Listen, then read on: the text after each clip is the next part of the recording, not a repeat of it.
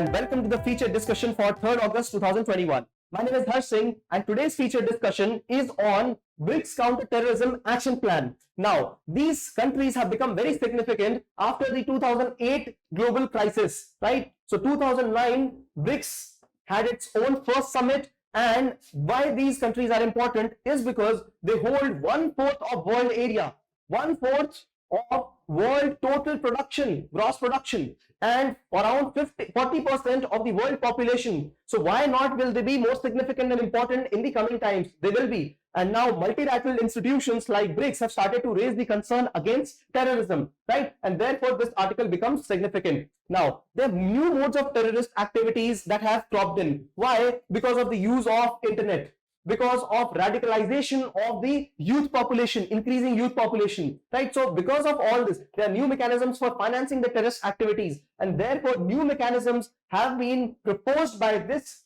strategy, this action plan, so that they can curb terrorist activities in their own regional spaces. So these are the kind of mechanisms they will adopt, right? Curb and travel of terrorists, right? Misuse of internet by terrorists, radicalization and financing of terrorism. So we'll deal with all this right now. Now, therefore, we need to understand what are the actual parameters which contribute to increased terrorism in these days. After that, we will also discuss why BRICS is facing some certain specific issues because of which terrorism is not getting curbed, and what is the way forward in this discussion, right? So first of all, new methods have evolved, as we just said, right? Internet, new kind of financing, and this terrorism knows no borders. Why does it not know borders? Because earlier terrorism was just about crossing the fence, going into others' boundary and dropping a bomb, but not now. Now one can conduct a terrorist activity without physically going to that space. So what is the drone terrorism about? What is the terrorism through radicalization of the youth about, right? We have also known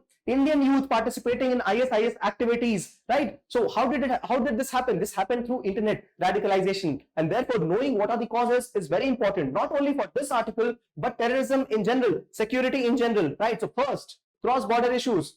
The more the number of cross-border issues we have around the world, more number of terrorist activities, because this is very easy for youth to get mobilized in, right? The political factor comes into play and they radicalize the youth in cross-border issues. One very simple example how we are also suffering is Pakistan, also in the northeast, right? So this is one. Terror financing. Now there are new modes of financing terrorist activities, hawala transactions, illegal transactions, transactions through cryptocurrencies, right? So nobody knows, anonymous transactions, also legal channels.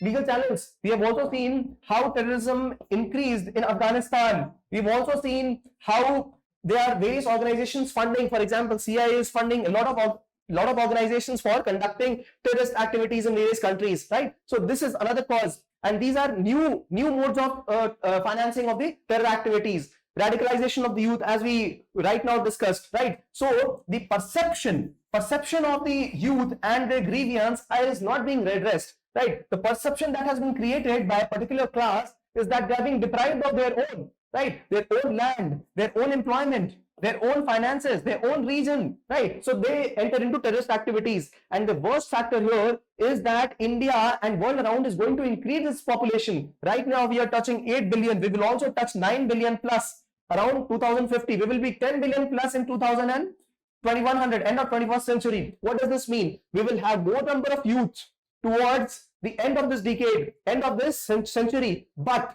what is required is to mobilize youth in the good kind of activities, to have them skilled, to give them skills so that they can get employed and not get radicalized. But what is happening right now is radicalization, right? We also see how Syria has been radicalized into two parties, right? One pro-government and one anti-government. And we also see countries trying to finance the anti-government activities, the countries which are behind the government as well. So this is what is to be avoided, right? Against terrorism. Misuse of internet. We have already seen this is happening in India and around the world. People from around the world, around UK, USA, they've all collaborated and gone to participate either pro or against the government in Syria. So what is the end to it? There is no end to this. Now this technology has been misused because it has gone beyond the borders. So the whole world is at this crisis. This is the gravity of situation, and that is why the BRICS forum has come to release a plan for the same. Dark web, social media, they're all being utilized. These are new kind of technologies, right? So they are now being utilized.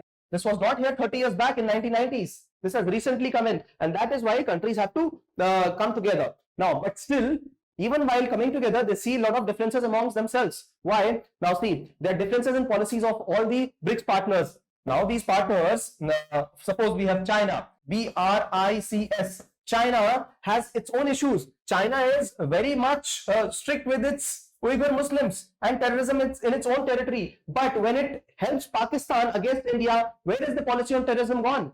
Right? What about Russia? Russia definitely is against Chechnya Muslims. But what about it speaking against Pakistan when it comes to terrorism in India? It does not speak so. In fact, Russia also participates by giving weaponry, right, aircrafts to Pakistan. So what about that? So all the countries have got different sovereign policies, right, against terrorism. They don't have a definition which will cover a wider definition for protecting all the countries. So this is what is required, right? A broader narrative will not help, but securing the interest of all the countries will help. This is one. So here is the example of China, right? China's leaders speak of peace and anti-terrorism, right? But when do they speak of the peace in India, right? When Pakistan is participating in terrorism, official terrorism against India, it is shielding Pakistan. So this is a great example of China and non-coherence in BRICS itself. So good example to be used, right? What about consensus? Now, there are certain forums, multilateral forums, which work on consensus. So is BRICS, because all these nations have got power. They have got power of the youth. They've got power of new technologies. So now reaching consensus on these kind of issues is very tough. Why? Because China is also building a corridor, economic corridor. China has a good partner in Pakistan. It has got economic interest in the region. So this is how there is less consensus amongst BRICS members. This is required. Commonality, point of commonality is required, right? So how and what is the strategy then? This strategy will not only work for BRICS, it will work for any kind of forum. Even in South America, this will work, right? So what is it? These are some common technical terms which you got to read and understand. Complement and strengthen. So these partners have to complement and strengthen their own security mechanism and complement as well, right? So they have to complement each other, right? They have to identify all kinds of terrorism. Now, not only cross-border, but also through online mode. Also through ensuring that financial transactions are not complete. So this is important, right? Now, there has to be cooperation in the field of technology misuse and information sharing and mutual assistance. So mutual assistance means if I have found a terrorist which belongs to Russia, then I'll have to export them, right? So extradition treaties, legal assistance has to be provided. We are not able to have Mehul Choksi back to India because of all these kind of issues, right? So this has to be perfect between at least these partners, and then is only we will be able to translate to United Nations, right? Once this organization agrees, and then is only a wider organization will agree, right? Because United Nations itself is not complementing on what is the definition of terrorism. Many countries in the Central America, in USA itself, they are opposing the common definition for terrorism, right? We have discussed this in one of the editorials previously. So the point here is you keep watching the editorials and keep listening to the discussions, and this is how we will land up trying to link all the fragmented parts, right? So right now, BRICS to you. Okay, so these are the kind of issues, and then only it will translate to United Nations and G2, right? First, BRICS has to come to a coherent platform. This is what is required. So these young people need to be guided into a particular direction, especially BRICS nation. So remember these kind of statistics: 40% of population, 1/4 of world GDP, 1/4 of the complete area of the world, right? So these challenges are similar for all the countries. Opportunities are also very much similar, right? So this is a great conclusion to the article.